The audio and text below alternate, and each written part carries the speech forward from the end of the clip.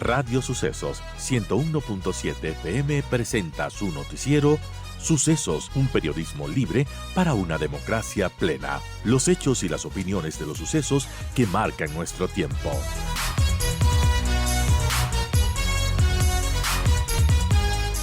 Continuamos para conversar con la ministra de Gobierno, Zaida Rovira, a quien le damos la bienvenida. Bueno, dos temas que nos trae a colación este diálogo con la ministra. El primero, bueno, la situación del paro nacional. Usted, ministra, bueno, ha mencionado que ha rechazado los actos delictivos, ha dicho que no se va a permitir actos delictivos, que no va a permitir también actos que afecten los derechos de los ciudadanos. ¿Cómo está la situación ahora mismo? ¿Qué nos puede comentar de este paro nacional que sería ya oficialmente el segundo día tras la convocatoria de la CONAIE? Bienvenida, ministra, gracias por acompañarnos. Buenos días y muchísimas gracias por permitirme participar con ustedes en este espacio para informar a la ciudadanía lo que está pasando en el país. En efecto, entramos al segundo día del paro nacional convocado por la CONAIE, pero yo tengo que decirle a la ciudadanía que en este momento nos encontramos con brotes y con una provincia que es la que está más afectada, que es la provincia de Imbabura. Todo lo demás han sido brotes. Hemos estado abriendo carreteras que las han cerrado y que insisten en cerrarlas y de forma inmediata las abrimos. Aquí sí quiero ser muy puntual. El tema de abrir las carreteras, mucha gente podría sonarle como están al juego del gato y el ratón, ¿no? Le cierran, las abren, le cierran, las abren. Pero esto también es parte de este proceso de ir dialogando con las personas que están dentro de estas manifestaciones. Ahora tenemos otro escenario, que es lo que pasó ayer en Otavalo. Ustedes ahí pueden ver, como vio toda la ciudadanía, que se trataban no de manifestantes, sino de personas que fueron a vandalizar y atentar contra la integridad física de las personas, contra edificios públicos y privados, y que además causaron gran destrucción dentro de la población. Entonces, estamos diferenciando, pese a que el cierre de carreteras implica paralización de servicios públicos, incluso en este caso estamos conversando, dialogando y tratando de que las bases de estos movimientos entiendan que tienen garantizado el derecho a la protesta pacífica. Eso es algo que jamás podremos impedirle a los ciudadanos, pero actos delictivos, actos vandálicos y terroristas como lo que vimos ayer en Otavalo, eso sí no vamos a permitir. En este sentido, puedo informarles a la ciudadanía que hasta el momento hay 47 detenidos. De estos 47 detenidos, 2 son extranjeros y que tenemos indicios de que forman parte de movimientos terroristas. Entonces, con estas personas y con otras que no están detenidos, pero que los hemos identificado plenamente, además, tenemos los mecanismos para poder evidenciar quiénes han estado allá. Estamos ya judicializando y estamos presentando las respectivas denuncias. Esto que menciona de dos personas que estarían presuntamente vinculadas al grupo terrorista Tren de Aragua, ¿tiene que ver con los hechos que ocurrieron ayer en este ataque al destacamento de policía en Otavalo, ministra? Creemos que sí, creemos que corresponden a grupos terroristas. Ustedes vieron en las escenas, son gente que no es que salen con un cartel donde digan quiero esto del gobierno, estoy en contra del gobierno por tal motivo. Son gente que llegaron fuertemente armados, que entraron deliberadamente a destruir bienes públicos y a atentar contra la integridad de las personas. Tenemos militares heridos, policías heridos, y esto realmente es preocupante porque esto ratifica que nos encontramos dentro del país en un conflicto armado no internacional que se ha venido a evidenciar más todavía ahora. Esta gente que está ahí, y ojo, quiero ser muy puntual. No estoy hablando de la población indígena. Nuestros hermanos indígenas han abierto las puertas al diálogo y con ellos estamos conversando. Estamos explicándole los incentivos que el gobierno tiene para ellos y estamos trabajando con ellos. Han sido muy receptivos y las puertas para dialogar están abiertas. Pero dentro de estas manifestaciones tenemos estas infiltraciones. Y digo que son infiltrados porque ningún ciudadano de bien puede actuar como actuaron estos delincuentes el día de ayer. Y eso es lo que preocuparía, esos actos de violencia ya que caen en el lado de atentados terroristas. Estamos con la ministra Zaida Rovira a las 7:54. Ministra, lo que está pasando en Imbabura, claro, ahora se concentra el mayor foco de las protestas allí en la provincia. Y justamente a causa de la violencia es lo que se dio la renuncia del recientemente nombrado gobernador de Imbabura, Luis Efrén Amaguaña, que renunció en un mensaje argumentando que la seguridad de su familia está primero. ¿Qué podemos decir de esto que ha ocurrido, de esta renuncia que se dio y que cuando apenas le nombraron hace 4 días al nuevo gobernador? Bueno, nuestro gobernador y su familia fueron blancos de ataques de estos grupos terroristas. Sigo manifestando que me refiero a aquellos que hicieron estos desastres el día de ayer en Otavalo, no a la población indígena, no a los movimientos que realmente quieren manifestarse de forma pacífica. Nuestro gobernador fue atacado, fue vandalizada su casa, su hermana sufrió un atentado, quisieron secuestrarla, sus padres recibieron amenazas de muerte, esto fue simultáneo, tuvimos que sacarlo con fuerte resguardo policial y por supuesto que como seres humanos todos tenemos miedo, todos nos asustamos y básicamente no solo por nosotros, sino más bien por nuestras familias. Y eso motivó a que el gobernador el día de ayer expresara públicamente su deseo de renunciar. Sin embargo, no ha presentado la renuncia formal. Yo conversé con él anoche. Después de esta entrevista tengo una reunión, me voy a reunir con él, le voy a llamar para, más allá de expresarle la solidaridad y el respaldo del gobierno nacional, reforzar el cerco de seguridad para él, para su familia, para la gobernación, porque las intenciones de esta gente era tomarse la gobernación, pero nuestro gobernador de forma valiente ha podido enfrentar esta situación. Repito, creo que como seres humanos tenemos ciertos temores, porque hay algo que la gente no está viendo.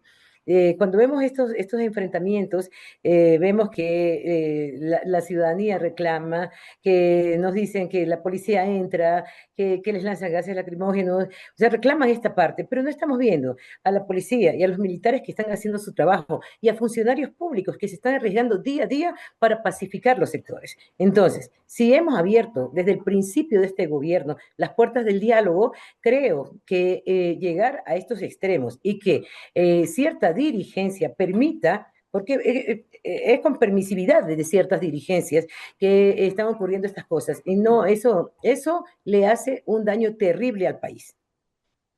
Más allá de las personas detenidas y estos actos, ¿cuál es su visión de lo que puede ocurrir con este paro nacional?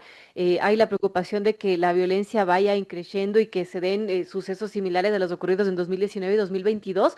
¿O cree que la situación, ministra, es muy distinta? Es totalmente diferente, porque en este momento hemos tenido un proceso de diálogo permanente desde el primer día de nuestro gobierno. El hecho de que el Ejecutivo haya trasladado al presidente, haya dispuesto el traslado vía decreto de todo el Ejecutivo a la Tacunga, implica ese acercamiento del gobierno a la ciudadanía. No es la primera vez, por si acaso, no se trata de una estrategia, como han dicho por ahí. Recordemos que el presidente ya despachó desde Manabí varios meses para enfrentar personalmente la situación de violencia que se vivía allá. Lo propio hizo en la provincia del Guayas. Entonces, esta práctica permanente del gobierno nacional permite estos espacios de diálogo con los colectivos sociales y con la ciudadanía que no está organizada en ningún frente social, por decirlo de alguna manera. Entonces, creo que el escenario es totalmente diferente, que seguimos dialogando. Todos los días tenemos permanentes reuniones con la población. Vamos visitando de casa en casa incluso. Pero con la población indígena no tenemos ningún problema, al contrario. Nuestros hermanos han sido muy receptivos al diálogo y con ello estamos avanzando.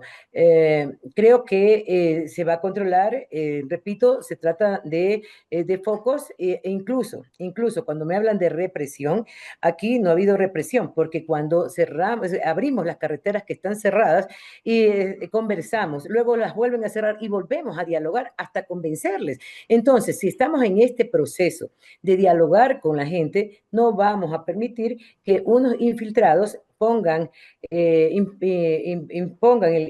caos en el país. ¿Qué hay de cierto de esta denuncia que hizo la CONAI en un comunicado en donde denuncia intimidación económica contra dirigentes de organizaciones indígenas y donde denuncian públicamente el bloqueo de sus cuentas bancarias, han dicho con fines de persecución y hostigamiento por parte del gobierno? Bueno, no nos han dicho que cuentas bancarias individuales se han congelado, se han bloqueado. Han lanzado una denuncia generalizada en donde dicen que hay persecución económica. Realmente, no, eso no existe. No perseguimos ni económica, ni física, ni socialmente a nadie. Aquí cada institución hace su trabajo y cuando se bloquean cuentas de organizaciones o de personas naturales es porque ha habido una investigación profunda con respecto a movimientos irregulares en el sistema financiero. Andrés. Buenos días, ministra. Un gusto saludarla. Usted ha manifestado que tienen mesas de diálogo abiertas con la población, con el Ejecutivo funcionando desde la Tacunga. Realmente me imagino que está con una gran cercanía con la población, pero ¿qué hay con la directiva de la CONAIE? ¿Ha conversado con el señor Marlon Vargas y todo el Consejo de Gobierno? ¿Cómo van esas negociaciones? ¿Están a punto de ceder? ¿Están llegando a acuerdos? Bueno, nosotros conversamos con quienes estén dispuestos a llegar a acuerdos, pero en el momento en que nos dicen no queremos conversar hasta que no deroguen el decreto que eliminó el subsidio al diésel, hasta que no den un paso atrás con la convocatoria a la consulta popular, requerimientos y exigencias de todo el Ecuador, no solamente de un grupo de dirigentes, entonces ahí ya no hay intención del diálogo. Se dialoga cuando las dos partes tienen posiciones y las dos partes están dispuestas a deponer posiciones o a plantear alternativas para beneficiar, para el beneficio común. Pero en este caso, con la dirigencia de la CONAIE no lo ha habido. Todos hemos sido testigos de las declaraciones el dirigente Vargas, cómo se ha expresado respecto del resto de la población de ecuatorianos, cómo tiene ese trato displicente, agresivo y además cómo nos han amenazado con cerrar pozos petroleros, con no dejar que la alimentación llegue al resto del país, como si el resto de la población no fuéramos también ecuatorianos. Entonces, cuando nos dicen estas cosas, realmente es muy difícil dialogar. Sin embargo, las puertas del gobierno siempre han estado, están y estarán abiertas para dialogar, pero no para ser presas de extorsiones y chantajes de ningún dirigente. Le dan 48 horas al presidente Noboa, la dirigencia indígena de Tungurahua, para cumplir sus pedidos, sus exigencias y afirman que si no se da esto, tomarán medidas propias. Además, el movimiento prohibió el ingreso de militares y policías a sus territorios. ¿Cómo tomar esto?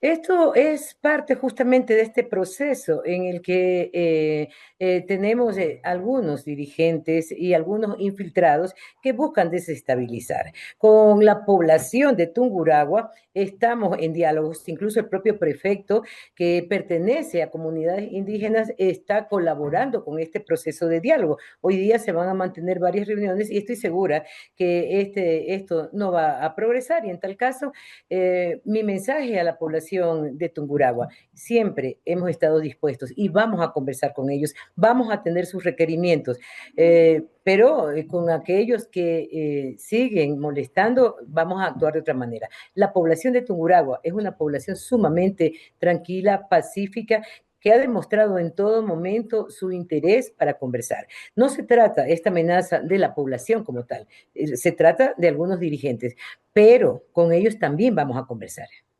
Bueno, estaremos pendientes de lo que suceda con este paro nacional en su segundo día oficial. Estamos con la ministra Zaida Rovira, ministra de Gobierno, son las 8:02 de la mañana. Pasemos a otra parte de nuestro diálogo, ministra, que tiene que ver con el tema político y lo que se está discutiendo con esta posible llamada a una asamblea constituyente. Bueno, el fin de semana fue bastante movido porque el gobierno, de alguna manera, el presidente intentó, por decirlo así, bypasearse la Corte Constitucional para con democracia directa, hacer este pedido al CNE y preguntar a los ciudadanos si es que queremos o no una asamblea constituyente.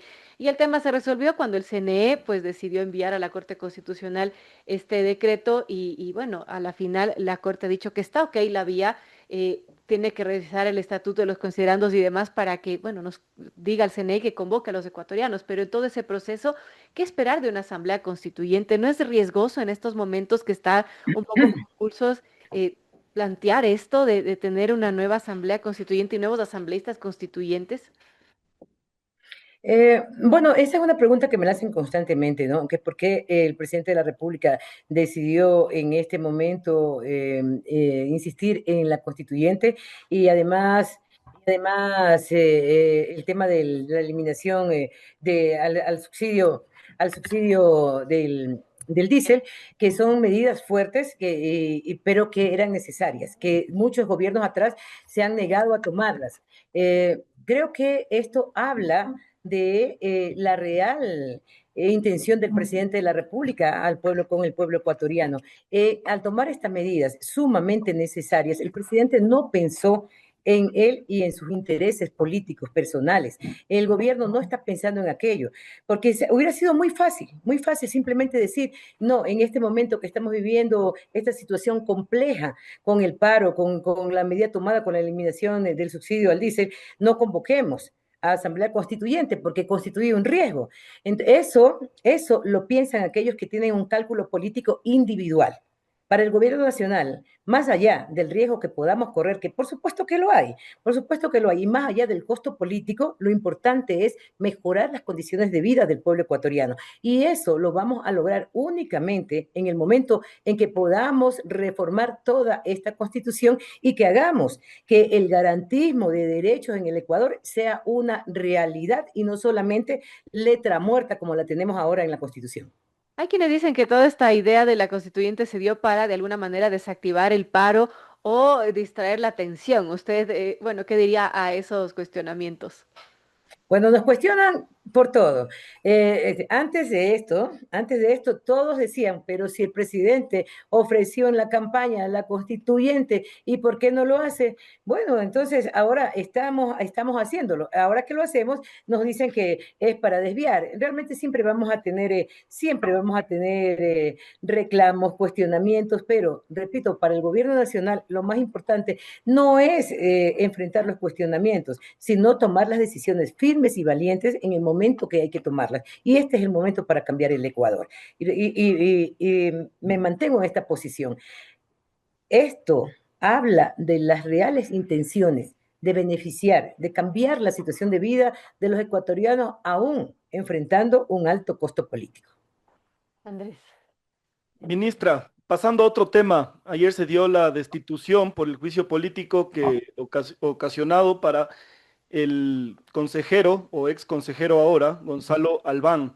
Toda la bancada de ADN estuvo a cargo y votó a favor de la destitución. ¿Por qué toma esta medida el gobierno? Bueno, yo podría decirle que una cosa es la función legislativa y otra la función ejecutiva. Sin embargo, como ministra de Gobierno, encargada justamente de articular la línea política entre la bancada y el gobierno, tengo la obligación de dar una explicación a la ciudadanía. Y, por supuesto, lo que hemos visto frente a este juicio político es el ejercicio de las competencias de la Asamblea Nacional.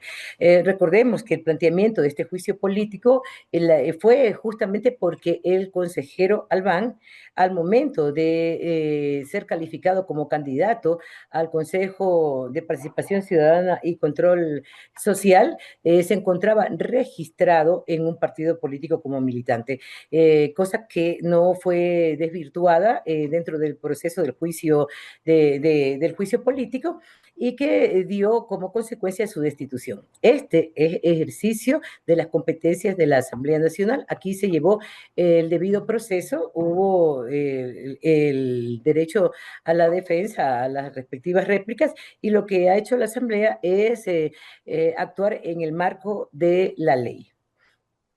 Bueno, eso del diálogo con la ministra de Gobierno, Zaida Rovira. Muchísimas gracias, ministra, por atendernos. Estaremos muy pendientes de lo que suceda con este paro nacional y también con la situación política ahora que está sobre la mesa, pues un posible llamado a una asamblea constituyente. ¿Algún mensaje para nuestros amigos oyentes?